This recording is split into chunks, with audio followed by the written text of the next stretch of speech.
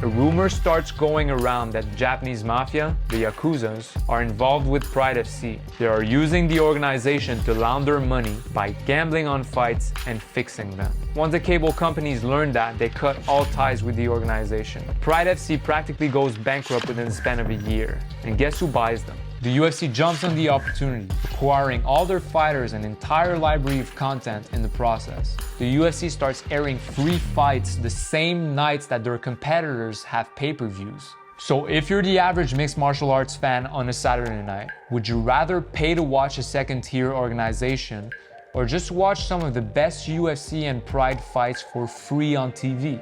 That's how the UFC destroys competition. Is WEC merging with the UFC? Yes. UFC has purchased Strikeforce.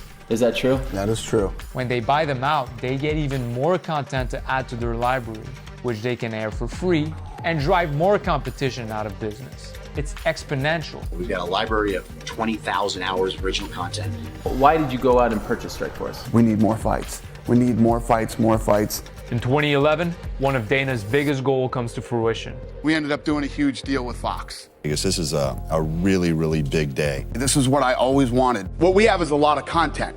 We needed to get our content out there, and they spread our content across all their platforms.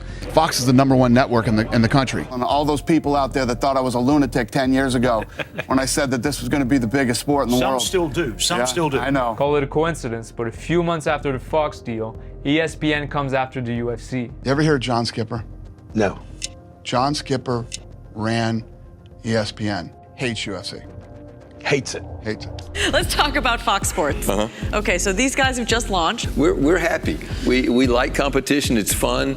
They release an Outside the Lines piece, which targets UFC's practices, but more specifically, fighter pay. ESPN doesn't care about the sport. ESPN hates this sport. They won't even cover it. They're dirty. They're dirty. They lie. And they never really give you all the facts. The piece is followed by an antitrust lawsuit against the UFC. The multi-billion-dollar antitrust lawsuit it's currently facing from former UFC fighters.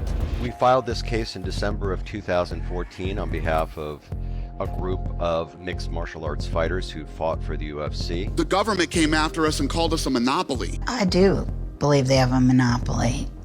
I don't know how anyone could think they don't. The lawsuit claims the UFC, quote, engaged in an illegal scheme to eliminate competition. I mean, anyone that starts to even be up and coming at all, they buy them out or they drive them out. That allows it to pay fighters, quote, a fraction of what they would earn in a competitive marketplace. We're spending, $7-8 million a year trying to defend ourselves from the government as a monopoly. It works. The government drops the case. The UFC keeps on expanding.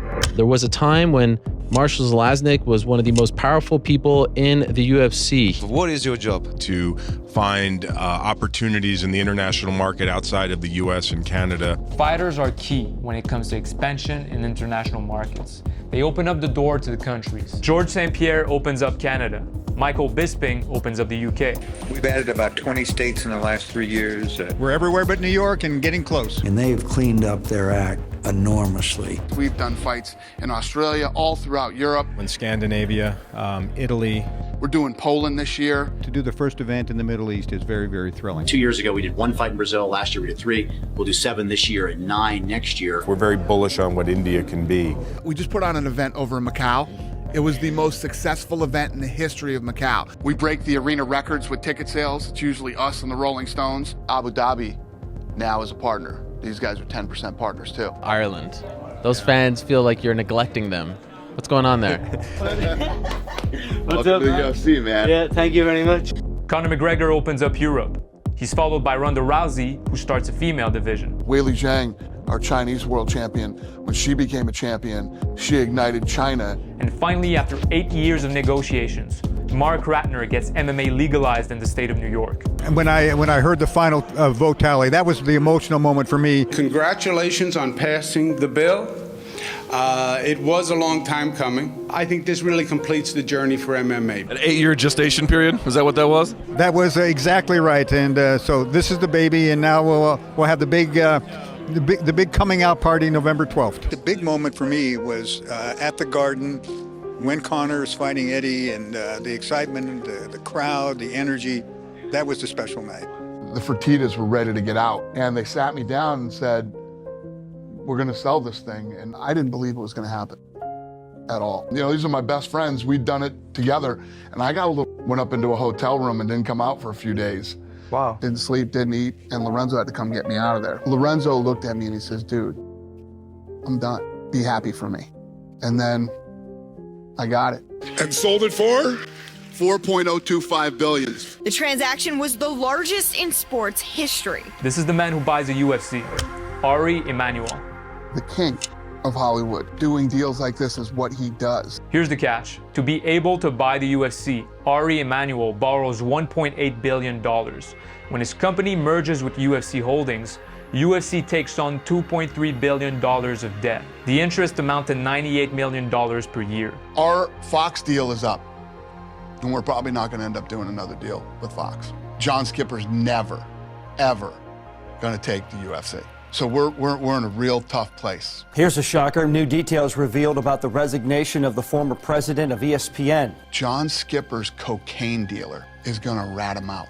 What? What? He says he resigned because his drug dealer tried to extort him. So he has to step down from ESPN right at the time that we're trying to make a TV deal. So UFC is going to be on ESPN now. Yeah. No more Fox. No more Fox. That's done. The UFC on ESPN. We just did a deal with ESPN for $1.5 billion. And now the company's worth $7 billion. The deal requires the UFC to put on 42 events per year in exchange for $750 million.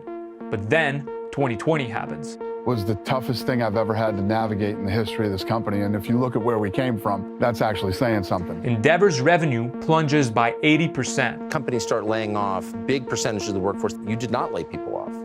No. We're 4 months into the year, and the UFC has only put on 8 fights out of 42. Dana calls me up. He said, get me an island. I said, what? He said, get me an island. Fight Island. Now, is that a clever name? No. Is it the perfect name? Yes. I have a really good relationship with the royal family in Abu Dhabi. You ought to be ashamed of yourself. There's still a medical danger here. Dana's way off here, way wrong. I wouldn't even tell the media where we were holding events because these scumbags would start calling and trying to get it shut down. That allowed you to keep your sport on the air when everything else was shut down. Right. We were supposed to do 43. That year we did 42. We gained a lot of fans because there was nothing to gamble on. So sports bettors started betting on UFC. When other people weren't playing, our fan base grew 46%. We're now one of the top 4 sports in the United States. The Big Four has changed. Exactly. The Big Four has changed. We've been doing the impossible since 2001. Nothing is impossible. If you're in business with me, don't tell me no. Nobody in this building ever says no. If you had one thing that you learned throughout your journey in building the UFC that you could pass along to the next generations, what would that be? There's a lot of... I tell young people now all the time, I definitely tell my kids, if you are even remotely a savage, you'll run these people over. So it's all out there for the taking right now. I just keep saying it. There's no reason to be that mean and cruel to people all the time. I actually like chaos. Yeah, you must. If I don't have it, I'll create it in my own personal way. Don't believe I've ever brought him up to behave like that. I'm a savage. Yeah, I know. And I was raised by a single mother. Is there something to that? My mother used to tell me that I was going to be just like my father and not amount to anything. I would love to see him change, but to have my old Dana back. For the small group of savages out there, run these kids right over, man. Run them all over. Do you still love your son? Of course I do.